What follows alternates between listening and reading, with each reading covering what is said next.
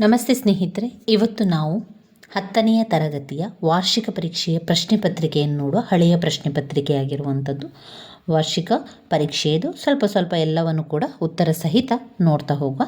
ಮೊದಲಿಗೆ ಬರುವಂಥದ್ದು 4 ಆಯ್ಕೆಗಳನ್ನು ನೀಡಲಾಗಿದೆ. ಅವುಗಳಲ್ಲಿ ಸೂಕ್ತವಾದ ಉತ್ತರವನ್ನು ಆರಿಸಿ ಬರೆಯುವಂಥದ್ದು. ಒಂದೊಂದು ಪ್ರಶ್ನೆ ಕೂಡ ಒಂದೊಂದು ಅಂಕಗಳಿರುವಂಥದ್ದು. 6 ಪ್ರಶ್ನೆಗಳನ್ನು ಕೊಟ್ಟಿರ್ತಾರೆ. ಮೊದಲನೆಯ ಪ್ರಶ್ನೆ, ಅನುಸ್ವಾರ ವಿಸರ್ಗಗಳನ್ನು ಹೀಗೆನ್ನುವರು. ಅನುಸ್ವಾರ ಮತ್ತು ವಿಸರ್ಗಗಳನ್ನು ಯೋಗವಾಹಕ ಎನ್ನುವಂಥದ್ದು. ಅಂದರೆ ಇಲ್ಲಿ ನಾವು ವರ್ಣಮಾಲೆಯಲ್ಲಿ ಆ ದಿಂದ ಅಂ ತನಕ ಬರಿತೇವಲ್ವ, ಆ ಈ ಅದರಲ್ಲಿ ಕೊನೆಯದಾಗಿರುವಂತಹ ಅಂ ಮತ್ತು ಅಹ ಎನ್ನುವಂಥದ್ದು ಅನುಸ್ವಾರ ಮತ್ತು ವಿಸರ್ಗ ಅಂತ ನಾವು ಅದನ್ನು ಕರೆಯುವಂಥದ್ದು. ಅಂ ಅನುಸ್ವಾರ, ವಿಸರ್ಗ, ಅಹ ವಿಸರ್ಗ, ಈ ರೀತಿಯಾಗಿ ಅಂ ಮತ್ತು ಅಹವನ್ನು ಅನುಸ್ವಾರ ಮತ್ತು ವಿಸರ್ಗ ಅಂತ ಹೇಳುವಂಥದ್ದು. ಅದನ್ನು ಎರಡು ಜೊತೆಯಾಗಿ ನಾವು ಯೋಗವಾಹ ಅಂತ ಕರೆಯುವಂಥದ್ದು. ಅದರಿಂದ ಅನುಸ್ವಾರ ಮತ್ತು ವಿಸರ್ಗಗಳನ್ನು ಯೋಗವಾಹ ಅಂತ ಹೇಳ್ತಾರೆ. ಲೋಕದುಳ್ ಎಂಬ ಪದದಲ್ಲಿರುವಂಥ ವಿಭಕ್ತಿ ಏನು? ಲೋಕದುಳ್ ಎನ್ನುವಂಥದ್ದು. ಲೋಕದುಳ್ ಉಳ್ ಅಂತ ಹಳೆಗನ್ನಡದಲ್ಲಿ ಬರುವಂಥದ್ದು.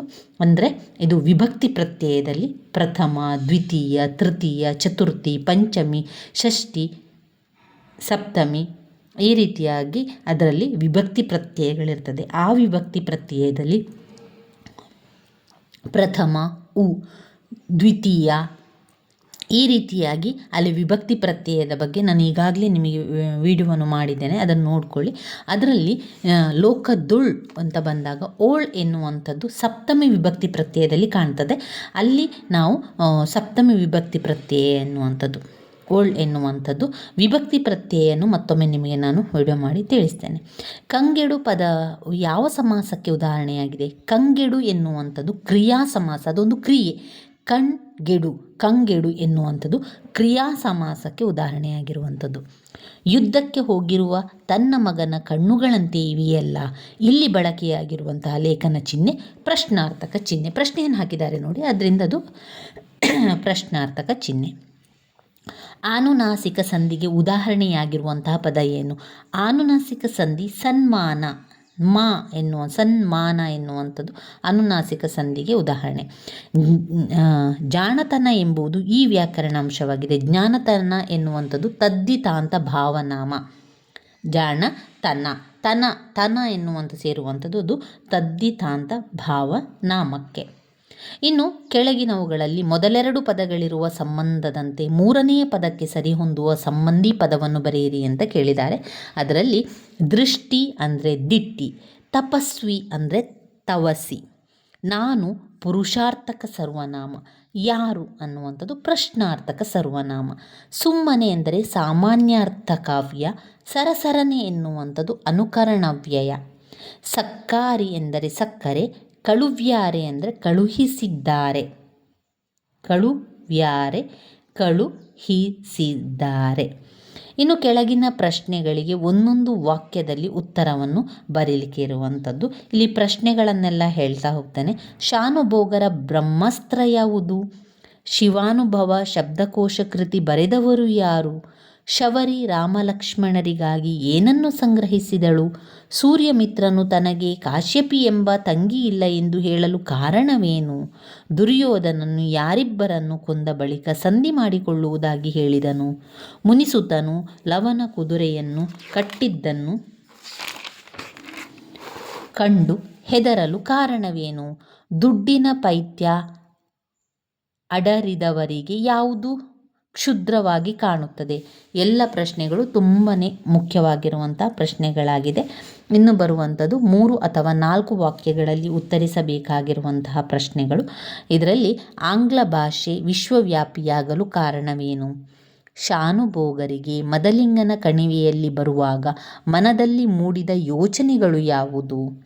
ಅರಿವನ್ನು ಕುರಿತು ವಚನಗಾರರ ದೃಷ್ಟಿಕೋನವನ್ನು ವಿವರಿಸಿ. ಶಬರಿಯು ರಾಮಲಕ್ಷ್ಮಣರನ್ನು ಉಪಚರಿಸಿದ ರೀತಿಯನ್ನು ವಿವರಿಸಿ. ದ ರಾ ಬೇಂದ್ರೆಯವರು ಹಕ್ಕಿಯ ಹಾರಾಟವನ್ನು ಆಕಾಶಕ್ಕೆ ಹೇಗೆ ಹೋಲಿಸಿದ್ದಾರೆ? ಈ ನೆಲದೊಡನೆ ತಾನು ಸಹಬಾಳ್ವೆ ಮಾಡುವುದಿಲ್ಲವೆಂದು ದುರ್ಯೋಧನನು ಹೇಳಲು ಕಾರಣವೇನು? ಕವಿಯತ್ರಿ ಡಾಕ್ಟರ್ ವಿಜಯಶ್ರೀ ಸಬರದ ಅವರು ಒಡೆಯನ ಮನೆ ಅಂಗಳದ ಪ್ರಕೃತಿಯ ಸಂಭ್ರಮವನ್ನು ಹೇಗೆ ವರ್ಣಿಸುತ್ತಾರೆ? ವಿವೇಕಾನಂದರು ದೇಶದ ಪ್ರಗತಿ ಹೇಗೆ ಸಿದ್ಧವಾಗುವುದು ಎಂದು ವಿವರಿಸಿದ್ದಾರೆ. ಭಗವಂತನಲ್ಲಿ ಶರಣಾಗುವ ಭಾವ ಅಕ್ಕಮಹಾದೇವಿಯ ವಚನದಲ್ಲಿ ಹೇಗೆ ವ್ಯಕ್ತಗೊಂಡಿದೆ. ಪೈಗಳು ಪ್ರಾಸ ತೊರೆದು ಬರೆಯಲು ನಿಶ್ಚಯಿಸಿದ ಸಂದರ್ಭವನ್ನು ವಿವರಿಸಿ ಅಂತ ಅದಕ್ಕೊಂದನ್ನು ವಿವರಣೆಯನ್ನು ಕೊಟ್ಟಿದ್ದಾರೆ ನೋಡಿ. 1911 ಏಪ್ರಿಲ್ ತಿಂಗಳಿನಲ್ಲಿ ಗೋವಿಂದ ಪೈ ಅವರು 1 ತಿಂಗಳು ಬರೋಡಾದ ನವಸಾರಿಯಲ್ಲಿದ್ದರು. ಆಗ ಒಂದು ಮುಂಜಾನೆ ಮಾಳಿಗೆಯಲ್ಲಿ ಶತಪಥ ಗೈಯುತ್ತಿದ್ದಾಗ ಹಠಾತ್ತಾಗಿ ಆಗೋದು ಹೋಗೋದು ದೇವರ ಇಚ್ಛೆ, ಹೂಡೋದು ಬಿತ್ತೋದು ನನ್ನ ಇಚ್ಛೆ, ಇನ್ನು ಮೀನಮೇಷ ನೋಡದೆ ಪ್ರಾಸವನೀಗಲೇ ತೊರೆದು ಬಿಡುವುದೇ ನಿಶ್ಚಯಂ ಎಂದು ಪೈಗಳು ಪ್ರಾಸ ಬಿಟ್ಟು ಬರೆಯಲು ನಿಶ್ಚಯಿಸಿದರು. ರವೀಂದ್ರನಾಥ ಠಾಗೂರರ ಭಾರತ ಲಕ್ಷ್ಮಿ ವಿದಾಯ ಗೀತೆಗಳನ್ನು, ಶೇಖ್ ಮೊಹಮ್ಮದ್ ಇಕ್ಬಾಲರ ಹಿಂದೂಸ್ತಾನ ಹಮಾರ ಗೀತವನ್ನು ಕನ್ನಡಿಸಿ ಸ್ವದೇಶಾಭಿಮಾನಿ ಪತ್ರಿಕೆಯಲ್ಲಿ ಪ್ರಕಟಿಸಿದರು. ಎಂ ಮರಿಯಪ್ಪ ಪಟ್ಟರ ಅವರ ಒಂದು ಕವಿ ಪರಿಚಯವನ್ನು ಮಾಡಬೇಕು. ಕುಮಾರವ್ಯಾಸರ ಪರಿಚಯವನ್ನು ಮಾಡಿಕೊಳ್ಬೇಕು. ಅದಾದ ನಂತರ ಬರುವಂಥದ್ದು ಛಂದಸ್ಸಿನ ಹೆಸರನ್ನು ಬರೆಯಲು. ತಳವೆಳಗಾಗಿ ಕಟ್ಟಿಸದೆ ಮಾಂದೊಡೆ ಕೆಮ್ಮನೆ ಮೀಸೆ ಒತ್ತೆನು. ಈ ಛಂದಸ್ಸು ಇದು ಅಕ್ಷರ ಗಣಾಧಾರಿತ ಚಂಪಕಮಾಲಾವೃತ್ತದ ಲಕ್ಷಣವಾಗಿದೆ. ಕೆಳಗಿನ ವಾಕ್ಯದಲ್ಲಿರುವ ಅಲಂಕಾರವನ್ನು ಹೆಸರಿಸಿ ಲಕ್ಷಣವನ್ನು ಬರೆದು ಸಮನ್ವಯಗೊಳಿಸಿ.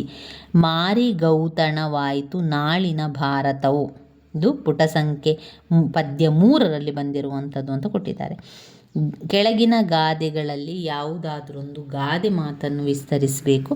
ಅದು ಆಳಾಗಬಲ್ಲವನು ಅರಸನಾಗಬಲ್ಲನು, ಒಗ್ಗಟ್ಟಿನಲ್ಲಿ ಬಲವಿದೆ. ಯಾವುದಾದ್ರೂ ಒಂದು ಗಾದೆ ಮಾತನ್ನು ಬರೀಬೇಕು. ಆಳಾಗಬಲ್ಲವನು ಅರಸನಾಗಬಲ್ಲನು. ಗಾದೆಗಳು ವೇದಗಳಿಗೆ ಸಮಾನ ಎನ್ನುತ್ತಾರೆ. ಗಾದೆ ವೇದಕ್ಕಿಂತ 1 ಪಟ್ಟು ಮಿಗಿಲಾಗಿರುವುದರಿಂದ ವೇದ ಸುಳ್ಳಾದರೂ ಗಾದೆ ಸುಳ್ಳಾಗದು ಎಂಬ ನುಡಿ ಹುಟ್ಟಿತು. ಹಿರಿಯರ ಅನುಭವದ ನುಡಿಮುತ್ತುಗಳೇ ಈ ಗಾದೆಗಳು. ಬಿಂದುವಿನಂತಹ ಗಾದೆಯಲ್ಲಿ ಸಿಂಧುವಿನಂತಹ ವಿಶಾಲಾರ್ಥ ಒಡಗಿರುತ್ತದೆ. ಅಂತಹ ಮಹತ್ವದ ಗಾದೆಗಳಲ್ಲಿ ಆಳಾಗಬಲ್ಲವನು ಅರಸನಾಗಬಲ್ಲ ಎಂಬ ಗಾದೆಯೂ ಸಹ ಒಂದಾಗಿದೆ. ಕಾಯಕದ ಘನತೆಯನ್ನು ಬಡವರು ಶ್ರೀಮಂತರೆನ್ನದೆ ತಿಳಿದುಕೊಳ್ಳಬೇಕಾಗಿರುವುದು ಅಗತ್ಯ. ತಾನು ಪುರುಷ, ಗೃಹ ಕೃತ್ಯಗಳನ್ನು ಮಾಡುವುದು ಅವಮಾನ, 2 ಪದವಿಗಳನ್ನು ಪಡೆದಿರುವವನು ಹಳ್ಳಿಯಲ್ಲಿ ಕೃಷಿ ಮಾಡುವುದು ಅವಮಾನ ಎಂಬಂತಹ ಧೋರಣೆ ಸರಿಯಿಲ್ಲ. ಸಾಮಾನ್ಯ ಮನುಷ್ಯ ತನ್ನ ದುಡಿಮೆಯ ಬಲದಿಂದ ಎತ್ತರಕ್ಕೆ ಏರಿರುವ ಉದಾಹರಣೆಗಳು ಸಾಕಷ್ಟಿವೆ. ಆಳಿನ ದುಡಿಮೆ ಸಮಸ್ಯೆ ಸ್ಥಿತಿಗತಿಗಳನ್ನು ಸ್ವತಃ ಅವರೊಂದಿಗೆ ಬೆರೆತು ಅರ್ಥ ಮಾಡಿಕೊಂಡವರಷ್ಟೇ ಅರಸ. ಅದನ್ನು ಪರಿಹರಿಸಲು ಸಾಧ್ಯ. ಮತ್ತೊಂದು ಗಾದೆ, ಒಗ್ಗಟ್ಟಿನಲ್ಲಿ ಬಲವಿದೆ. ಗಾದೆಗಳು ವೇದಗಳಿಗೆ ಸಮಾನ. ವೇದ ಸುಳ್ಳಾದರೂ ಗಾದೆ ಸುಳ್ಳಾಗದು ಎಂಬ ಮಾತಿದೆ. ಗಾದೆಗಳು ಹಿರಿಯರ ಅನುಭವದ ನುಡಿಮುತ್ತುಗಳು. ಗಾದೆಗಳು ನಮ್ಮ ಬಾಳಿಗೆ ಮಾರ್ಗದರ್ಶನ ನೀಡಿ ನಮ್ಮ ಬಾಳನ್ನು ಹಸನುಗೊಳಿಸುತ್ತದೆ.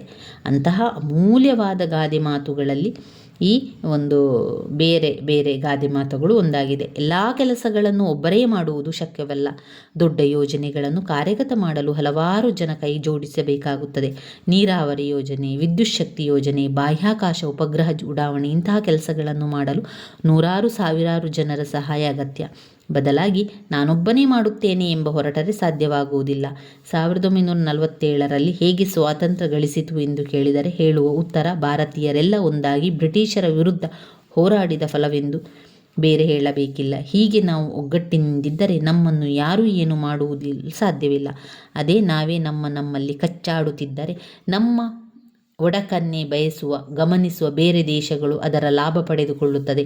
ಅಂತಹ ಅವಕಾಶವನ್ನು ಎಂದಿಗೂ ಮಾಡಿಕೊಳ್ಳುವುದು ಬೇಡ. ಇನ್ನು ಬರುವಂಥದ್ದು ಸಂದರ್ಭ ಸ್ವಾರಸ್ಯದ ಪ್ರಶ್ನೆಗಳು ಹಾಗೆ ಪ್ರಬಂಧಗಳೆಲ್ಲ ಇದೆ. ಅದನ್ನು ನಾವು ಮುಂದಿನ ವಿಡಿಯೋದಲ್ಲಿ ತಿಳ್ಕೊಳ್ಳುವ ಸ್ನೇಹಿತರೆ. ನನ್ನ ವಿಡಿಯೋಸ್ ಎಲ್ಲ ನಿಮಗೆ ಇಷ್ಟ ಆಗಿದ್ದರೆ ಲೈಕ್ ಕೊಡಿ, ಶೇರ್ ಮಾಡಿ, ಸಬ್ಸ್ಕ್ರೈಬ್ ಮಾಡಲಿಕ್ಕೆ ಮರಿಬೇಡಿ. ಧನ್ಯವಾದಗಳು.